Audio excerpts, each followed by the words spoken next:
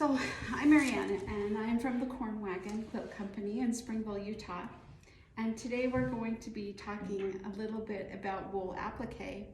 How many of you have done wool applique a little bit or a lot? Okay, good. You have some experience. What you'll find is that there are lots of different ways to do wool applique, and each designer will kind of have their own ideas about how to do, especially stitches and what kind of materials to use. And so what I'm going to talk to you about is a little bit about everything, but it kind of will be wool applique according to Marianne. And I've done quite a bit, and so I can tell you what has worked for me and what I enjoy doing. I do have a few samples here that I'm going to demonstrate on. And so hopefully you can see. If you want to come up a little closer, you're always welcome to do that. I have a couple of different things, and what you'll find is that in the olden days, people called them penny rugs when they did anything with wool. And do you know why they call them penny rugs? No idea. Well, back in the mid-1800s, their pennies were about this big, and they'd use the pennies as the templates for their wool projects. So they'd use old clothing and old pants and such, and when they were worn out, and use the good parts of them and make little penny rugs. And the penny rugs weren't for the floor. They were made to decorate tabletops, or once in a while they were put on beds, but mostly they were for tabletops. And the motifs that were used were usually circles in different sizes. And another motif that was used a lot was a tongue. And you can imagine how a tongue is shaped. Have you seen tongues on modern things that are wool? The little kind of long kind of scallop things. And those are called tongues. So you will see those motifs repeated in modern things that are done with wool, because it's kind of a throwback to those old penny rugs. Even in a lot of things, and I don't have anything right here, but in a lot of things you'll see circles. They add circles here and there, and that's the throwback to the penny rugs. We have a lot of new pattern makers that are doing wool, and some really fun things. Not only do we have sort of primitive or antique looking things, but we have some modern things. For instance, you may have seen things by Sue Spargo. Have you seen some of her things? Super colorful. So she uses really traditional patterns and motifs, but she does them in really crazy bright colors, and so they look a lot more modern. We have some like Buttermilk Basin that do pretty traditional things, or Primitive Gatherings, they do pretty traditional ones. But you're seeing some that are just a little bit more modern, and so you can really choose where you want to go with it. So lots of fun places. We actually do most of we do have wool on the bolt over here at the shop, but anything that's not on the bolt has been hand dyed. And Kathy and I do all the dyeing of the wool, so it's all hand dyed. And if you've seen the process, you'll realize, where the price is, why the price is a little higher than you'd pay for cotton things. It is quite a process to do the dyeing.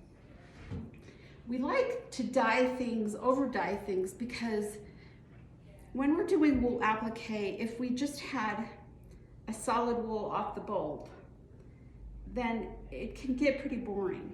But if you hand dye it, often you can get a mottled look, and so it gives more dimension and more beauty to the product. And so we really love things. Sometimes people don't understand, why there's little splotches or marks on things.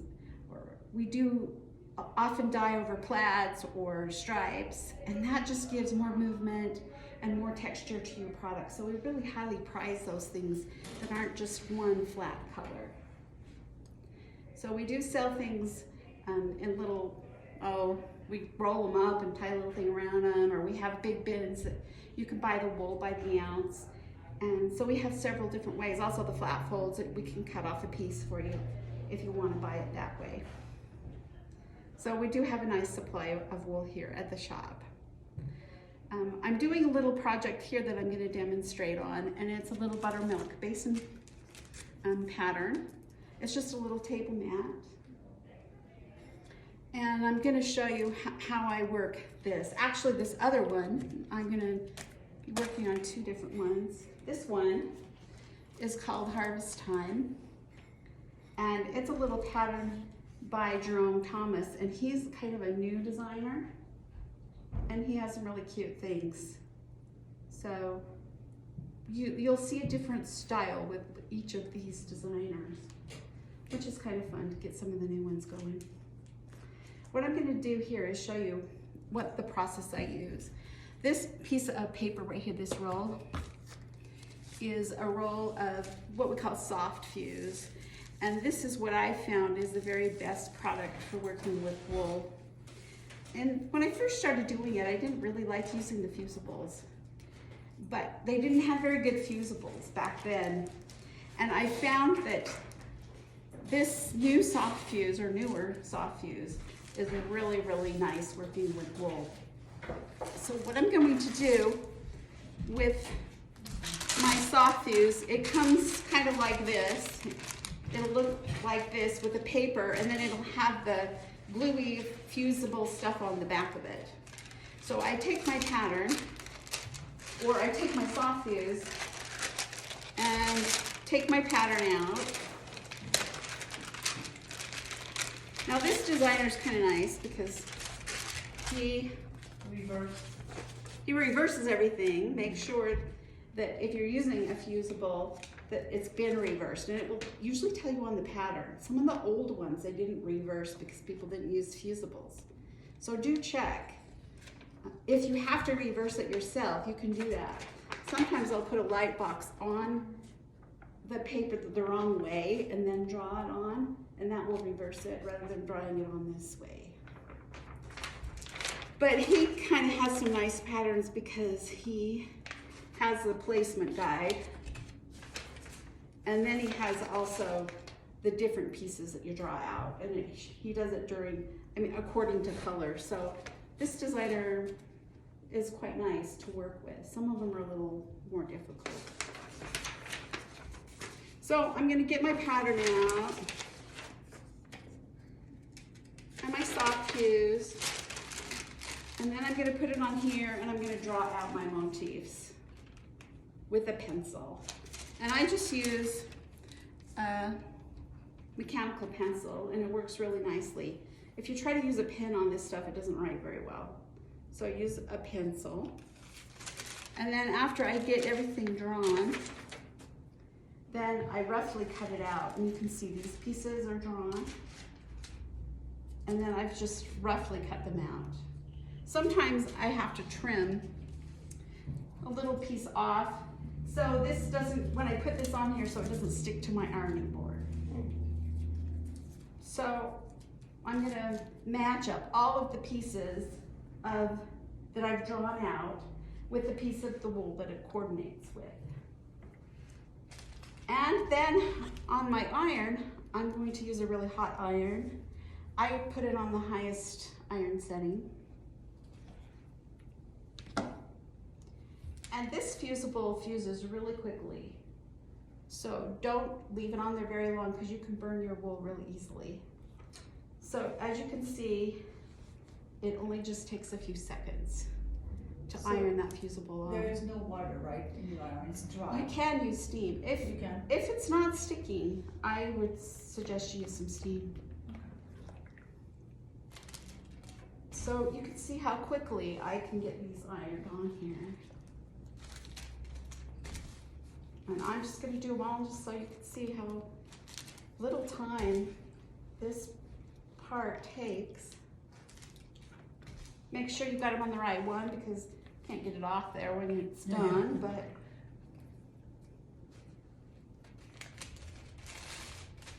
you have to, from here you look at this too then. there are two. But I'll just cut one out, and then when I have it all stitched on here, on my pieces, then I'll take this and use this as the back.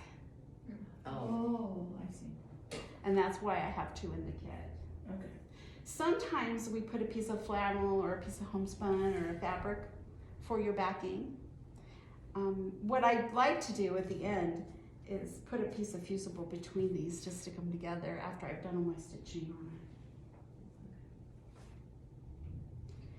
But that kind of shows you the process there.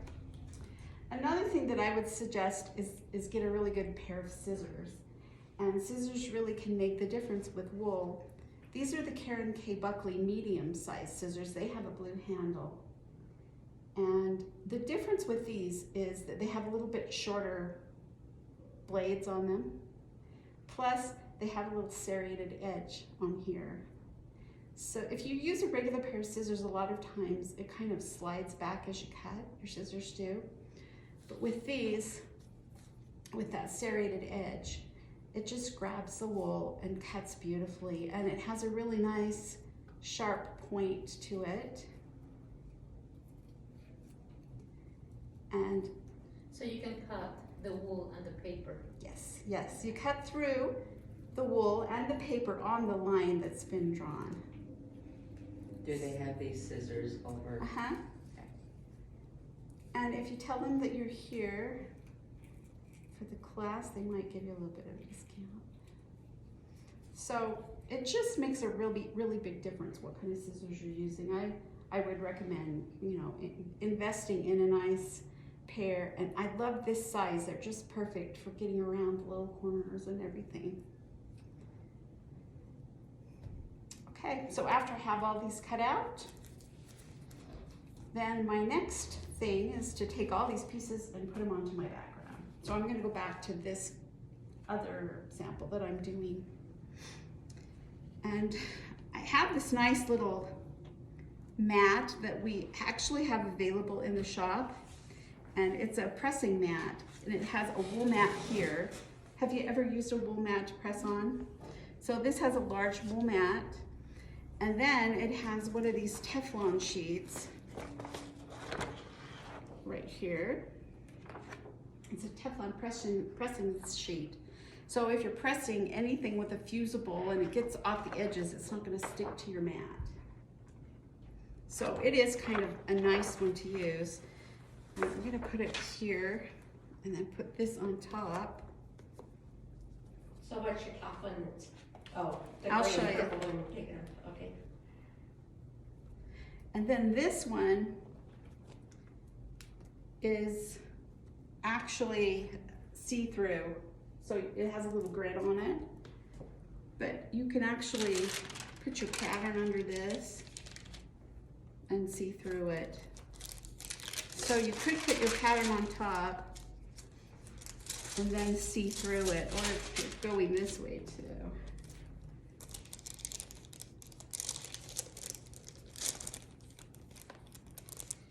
I have used this piece, and you could use freezer paper, or you could use, this is just the rest of the soft fuse that I pulled the paper off, and I've drawn this off so I can have some kind of a guide to place my flowers and things on this little mat. I've cut out the circle, or you can draw it on there. One thing that I find useful is when you're working with wool, a lot of times you use black wool. So I like a chalk pencil in my box.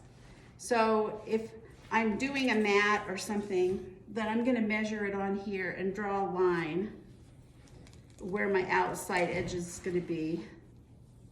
In fact, will you get that one out of there, Kathy? This is another one I'm working on. You know, people who only work on one project at a time, I can't quite imagine that, but hand me the big one. So I'm doing this one, and it's 24 inches square, and I have my things ironed on here, and I've started my stitching. But what you can see is that I've drawn with a chalk pencil the outside line. And so I don't go outside that. I don't put my motifs outside of that and then have to pick them out.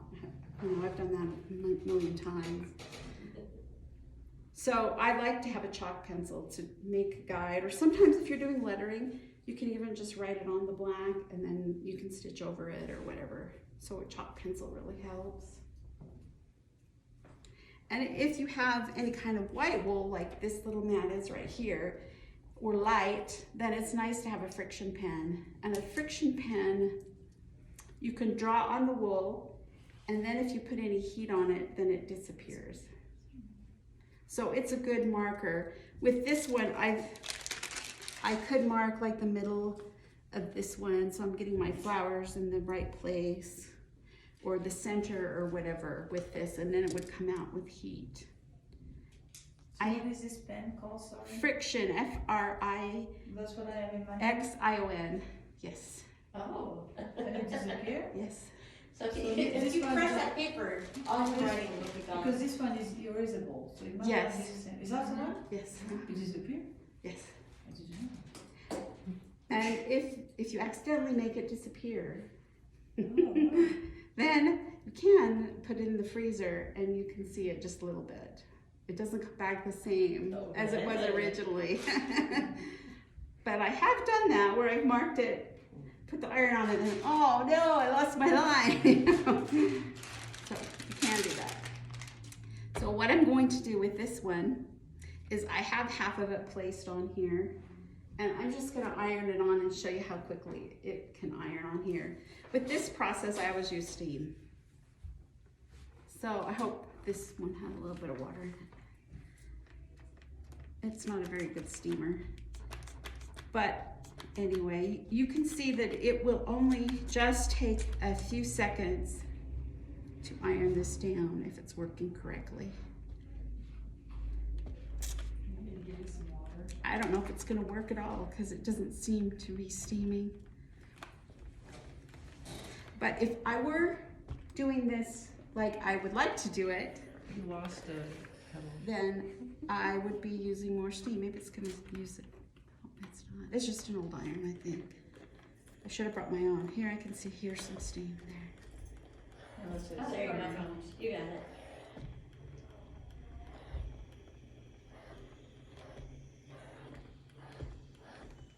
Don't hold it on there very long because you don't want to burn your wool. The only time I burned wool is when I had some white and I kept it on there a little too long. So you can see that this side, and I've got this Teflon mat, so it's not going to stick. But you can see how I stuck those on. So Now- if you had it just on the wool mat. It would stick to it. Well, because I put a fusible on this. I don't usually do that, but I did on this one. I put it on the back because I needed to make the shape of the mat. Usually I'll do it at the end, but for some reason I did it before. And it was easier to cut it with a fuse in the back, right? Yeah, it just gave me a template. I could do that with freezer paper, but I didn't have any with me. But I am going to use this other side. This is just half of the pattern. So I'm going to put it on here and use it as a guide for placing my flowers on here. So I'm going to pull the paper off.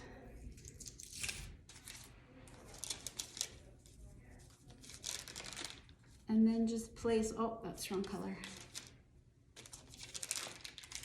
Place these flowers on here.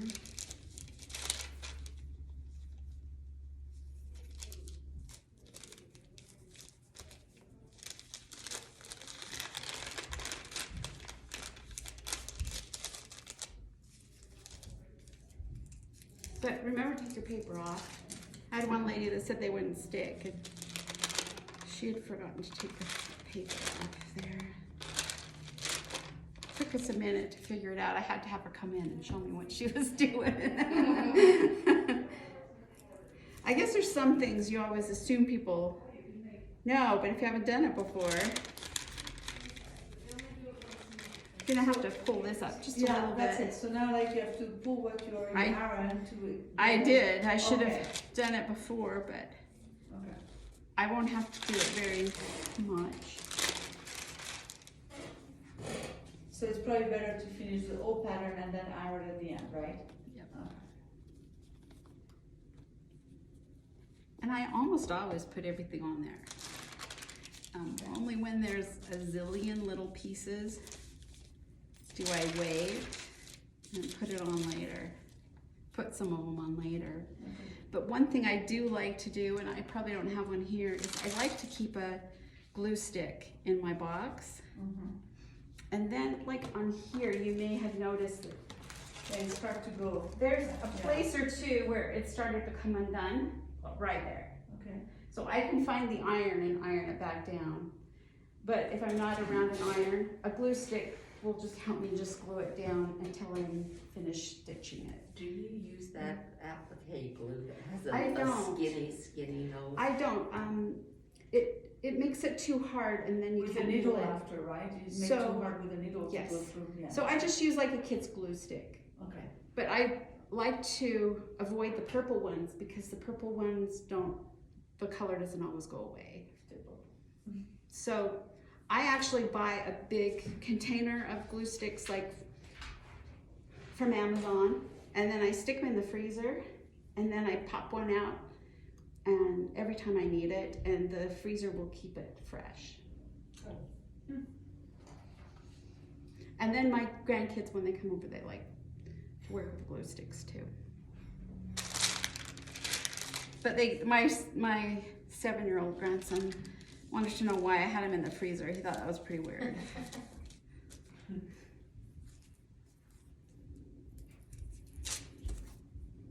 So did you just discover that, or did you Um, get it from somebody else? I think somebody told me to put them in the freezer and it would keep them nice and fresh.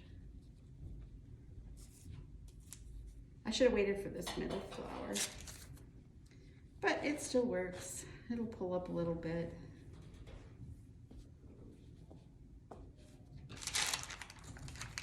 One more. Now, a lot of designs that you make will not have a placement guide. It'll just say do it like the picture. So you don't even need to do anything like this. Just make sure you get your outside edges right and keep everything in those boundaries.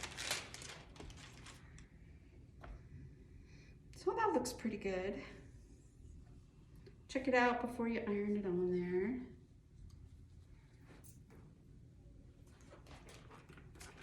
Think we get some more steam? There we go. This happens once in a while. Just pick them off there. So how'd you glued those yellow circles in the middle of the flower before you I- put it on there? I put the I mean, fusible on there and yeah. then I had peeled it off. It's really nice to do it this way for a couple of reasons. I love it because it looks like you've made a lot of progress.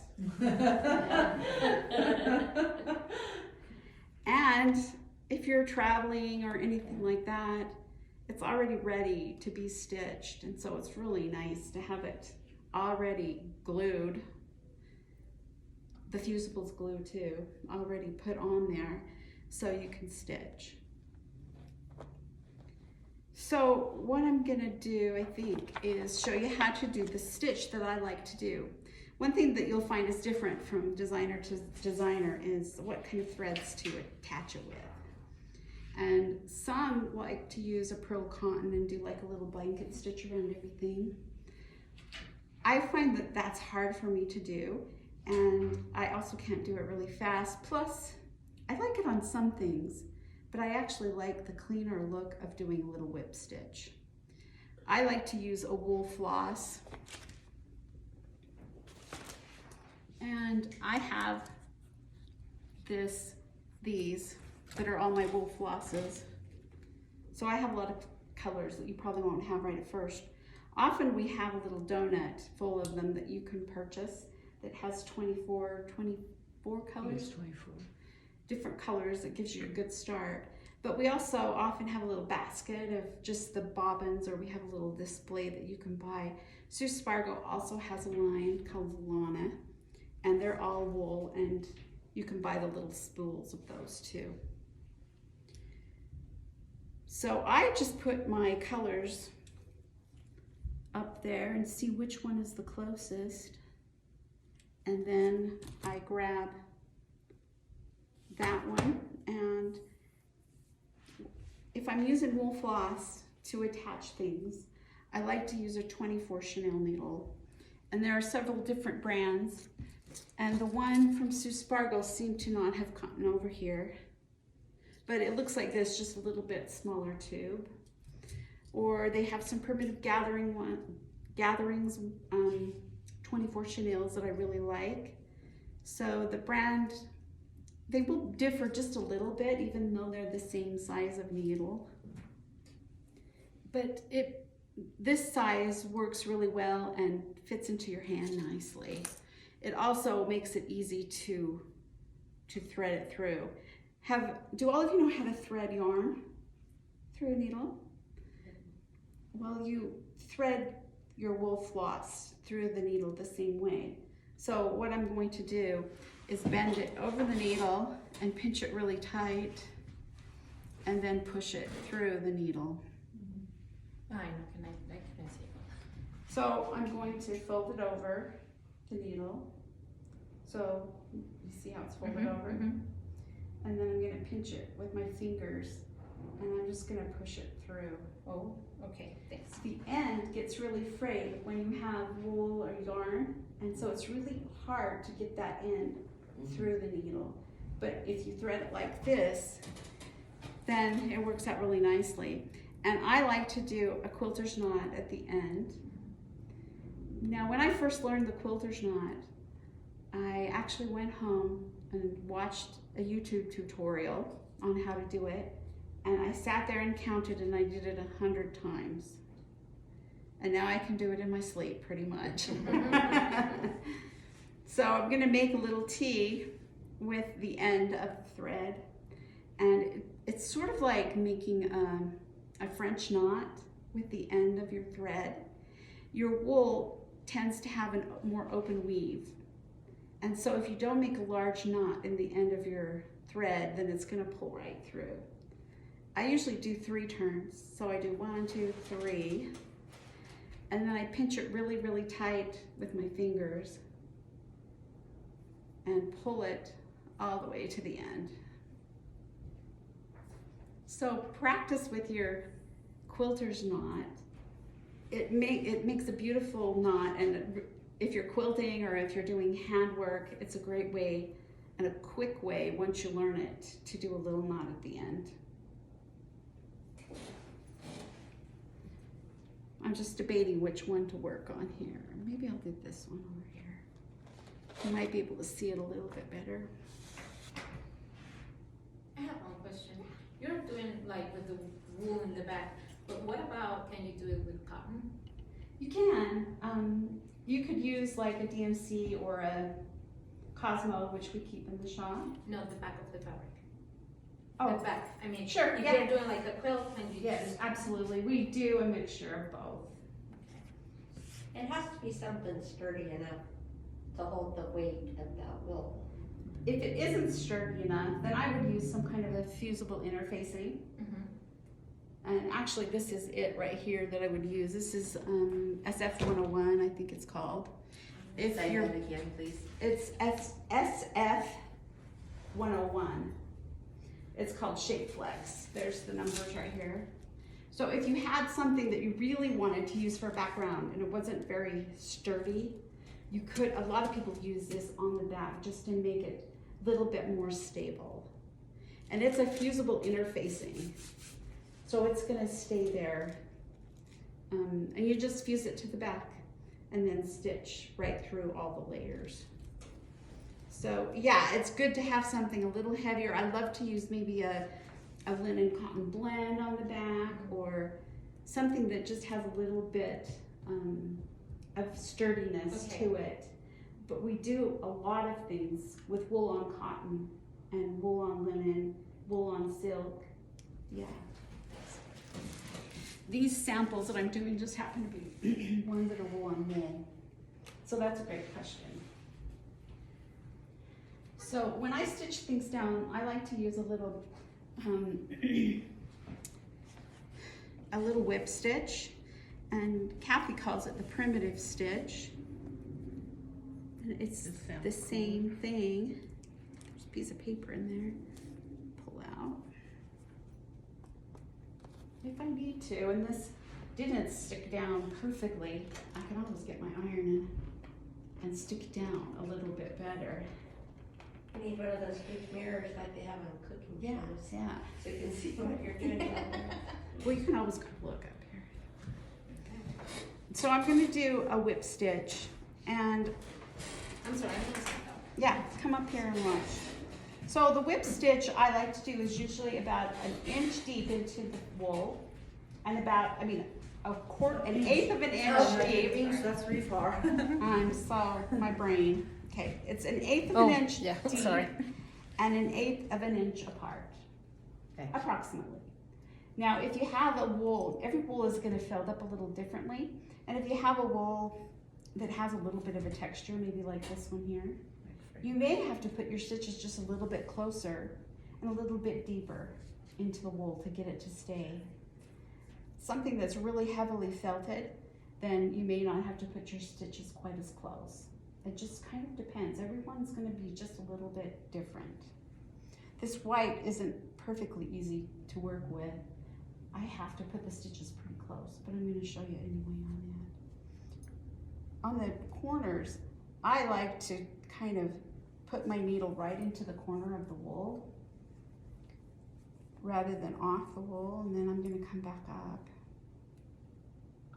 The corners are the hardest, but you kind of just do your best. But I bring my thread up into the wool, off the edge into the background, and then back up into the wool. So when you go off the edge into the background, that is straight, Yeah. Yes, and the other is Yeah. inclined. that is your goal. It doesn't always happen that way.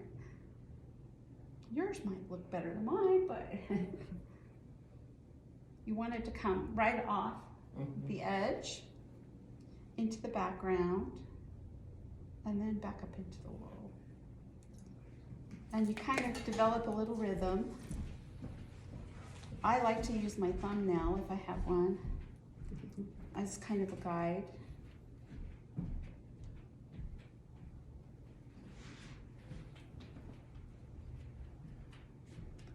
And I tend sometimes to pull just a little bit too tight. But, you know, everybody has a little bit of their own style. But if you use the wool floss, you could use like a Cosmo or a DMC, but the cotton is a much shinier and it won't melt into the wool the same. You'll see it if you use any kind of cotton floss to do your applique. So this is all wool. It we've is. got here. And this is a mixture of brands. Mr. Spargo, we have Arfil in the big spools. I just find the one that is the right color. But that kind of gives you an idea, I think, of the stitch that I use. I like this because it just is a little cleaner than doing a blanket stitch. And then if you want to do any kind of embellishment after it's already stitched down, then you're ready to do anything. Like with Sue Spargo, you're going to heavily embellish it. And this is just kind of laying it down for all of the embellishment. But on this one, I won't do anything other than stitch it down. I want it to be nice Just and that clean clean and look. almost Yeah. modern looking. So what is the difference with the threads? Because I can tell that sometimes you can see the thread, Right. and sometimes like it melts with the wool. Exactly. So I'm doing this, I'm appliquing it down with the wool. And then if I'm doing something, let's look at this pattern here. Yeah, I've got it under here. So when I do these little pumpkin things that I showed you, I'm gonna do, I may want to put some little French knots in the center of one of the flowers or something like that. And I want that to show up. Or I might have a little vine that I want to stitch on the background and I want that to show up. So then I'm going to switch over and use a cotton thread. The cotton will have a sheen to it and it will show up when you stitch it on the wool. And so it looks really beautiful. So anything that I consider an embellishment, I'm gonna do with a cotton thread. These are Valdani brand, and they have beautiful colors and lots of variegated ones like this. So these are really nice to purchase. We have a nice variety. And then we also have this Sue Spargo brand. And hers, I kind of picked out the bright colors because they're the ones I'm usually drawn to. But their colors often are a little bit more muted in the Valdani. In the Sue Spargo, she tends to have bright colors. Is that a lot thinner? They're the same size. Really? Actually, Sue Spargo comes in size 8, which I use more than any other size. And she also has a 5 and a 3, but we don't carry as much in those bigger sizes because people don't seem to use them as much. The Valdani comes in this size 8, which is the same as this, and it comes a little smaller in a size 12. So the sizes go the opposite way that you would think. So the 12 is going to be the smallest, and the 3 is going to be the chunkiest. So these are beautiful to use. I love, yeah, these are really nice. These are great too. And then we have a lot of other really fun threads. These are from Sue Spargo. This one's called Dazzle. You can see the little sparkle. This one's called Razzle. And they tend to kind of unwind, but this is a rayon thread. We also have one that's a silk thread. It's called Silk and Pearl. It's kind of like pearl cotton, but it's in silk.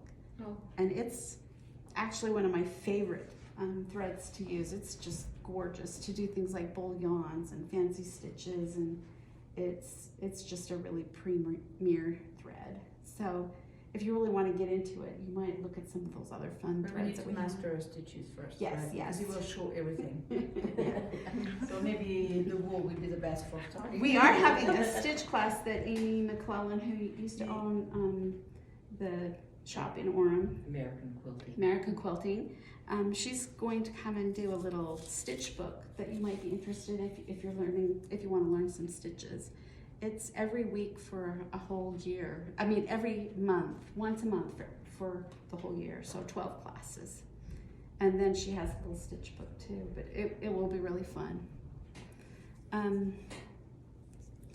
When I go around the edge, with this one, I'm gonna put a backing on this so it hides my threads. First I've got to turn these off. And then if I just cut this off, I'm going to do a little blanket stitch around the edge just to finish it off.